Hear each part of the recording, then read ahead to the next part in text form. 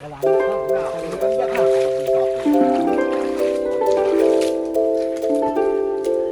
हम दो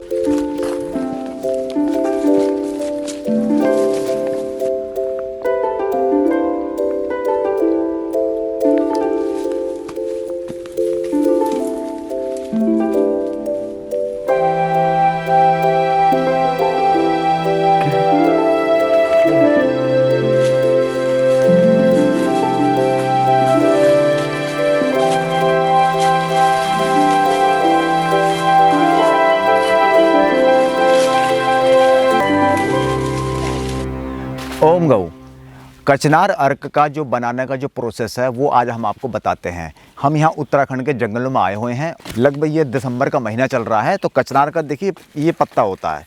पहले सबसे पहले हम इनसे आग्रह करते हैं, विशेष इनकी छाल लेते हैं। देखिए अगर हम बात करें अर्क की या रस की तो आयुर्वेद में बताया गया है कि एकदम ताज़ी रस को हम लोग 5 से 10 मिनट में कंज्यूम करना होता है, जबकि अर्क की लॉन्ग लाइफ है। तो हम यहाँ अर्क की बात कर रहे हैं। जो कचनार अर्क है उसका काम है गांठों को घोलना। शरीर में जितनी भी गांठें होती हैं, चाहे वो लाइपोमा की गांठ हो या ट्यूमर की हो या सिस्ट की हो, कहीं की भी गांठ है, इवन पथरी क्यों ना हो, वो भी एक गांठ ही कचरा ही शरीर का कचरा होता है। जब हमारा शरीर का सिस्टम कचरे को बाहर नहीं निकाल पाता है तो ऐसी कंडीशन में वो गांठें बना करके शरीर में एक जगह होल्ड कर देता है। तो इसका काम है उन गांठों को घोलना। आप देखेंगे कचनार में गांठ, कचनार का जो वृक्ष होता है इसमें गांठ नहीं पाई जाती है।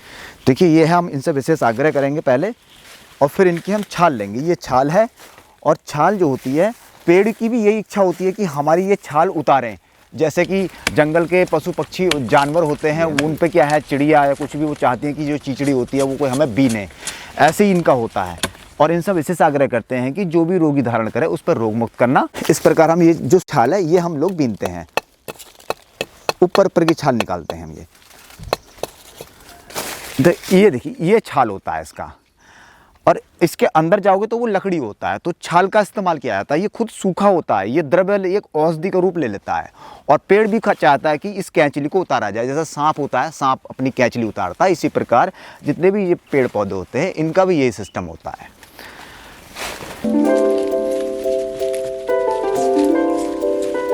कचनार की छाल हम लोग जंगल से लेकर के आए हैं।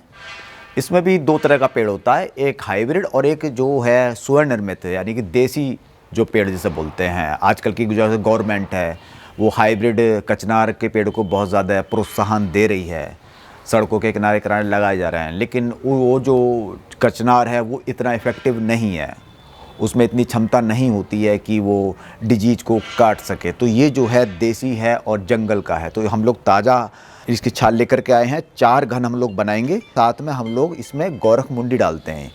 देखिए गौरख मुंडी, इसका आकार देखेंगे तो ये भी एक सिस्ट के आकार के रूप में, गांठ के रूप में है।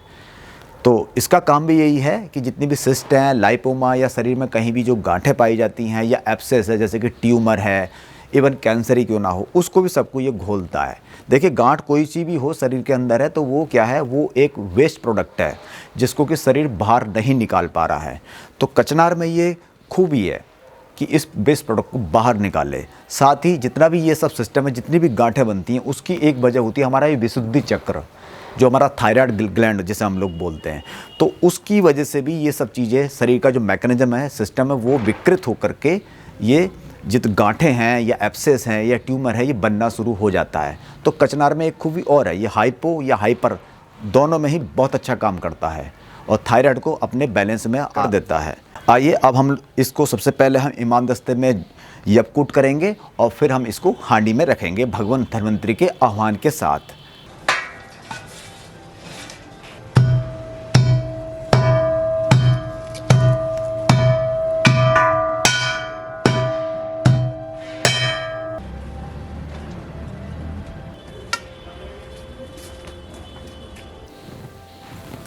भगवान धन्वंतरी का आह्वान करते हुए,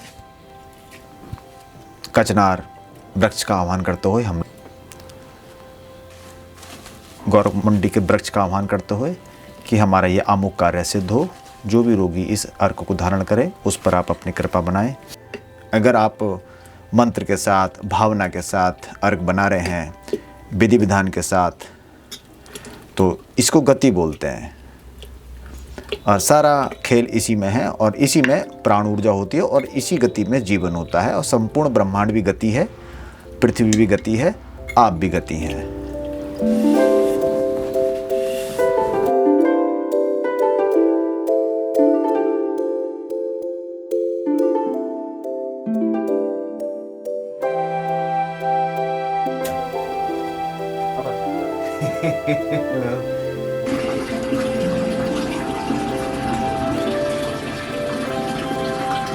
आपने देखा हम लोगों ने कचनार अर्क किस प्रकार बनाया है, तो कचनार अर्क का उपयोग क्या है, हम इस पर बात करते हैं। देखिए, ट्रीटमेंट दो ही तरीके से होता है।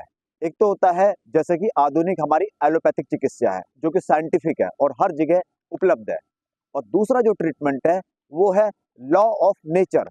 लॉ ऑफ नेचर मतलब हम लोग नेचर से बने हैं, कुदरत से बने हैं, तो हमारा ट्रीटमेंट भी इसी में है।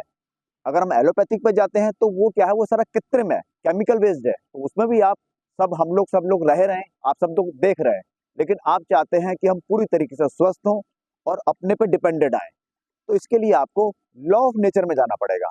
तो कचनार की बात करें तो देखिए, कचनार का ये पत्ता देखिए, जब आप इसका पत्ता देखेंगे ये, तो इसकी आकृति और ये जो गले का जो हमारा है, इसे बोलते हैं गंडमाला, तो इसका आकार यानी कि जो हमारा थायराइड ग्लैंड है और इसका आकार बिल्कुल एक जैसा है, तो ये इंगित कर रहा है कि इसका ट्रीटमेंट इसमें छिपा है।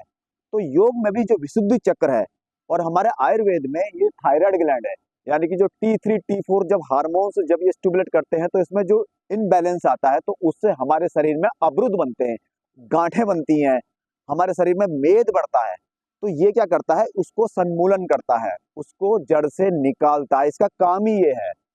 तो ये क्या है, थायराइड से होता है, जो जिसमें थायराइड का इम्बैलेंस आता है, या जो हमारा ये विशुद्धि चक्र है ये जब इम्बैलेंस में आता है या हार्मोन्स इम्बैलेंस में आते हैं तो हमारे बॉडी में मेद चढ़ना शुरू हो जाता है, मोटापा, चर्बी बननी शुरू होती है, जैसा लाइपोमा की गांठ है, ट्यूमर है, कैंसर है, और आपका जितनी भी तरह की शरीर में गांठें हैं यानी कि चर्बी एक्सेस है, तो इसका काम जो है वो है चर्बी की सफाई। आप लोगों को अगर इससे संबंधित कोई डिजीज है, हार्मोन्स थायराइड जो है ये डिसबैलेंस है, T3 T4 या TSH बिगड़ा हुआ है, या आपके शरीर में कहीं भी गांठें हैं, तो ऐसे में आप इसका उपयोग कर सकते हैं और पूरी तरीके से मुक्त हो सकते हैं। अब इसका हम बात करते हैं इसकी सेवन विधि। अगर आपका वेट 40 kg के अंडर में है तो कचनार अर्क आप उसको लेंगे 15 ml और 15 ml पानी मिलाएंगे और सुबह शाम खाली पेट लेंगे।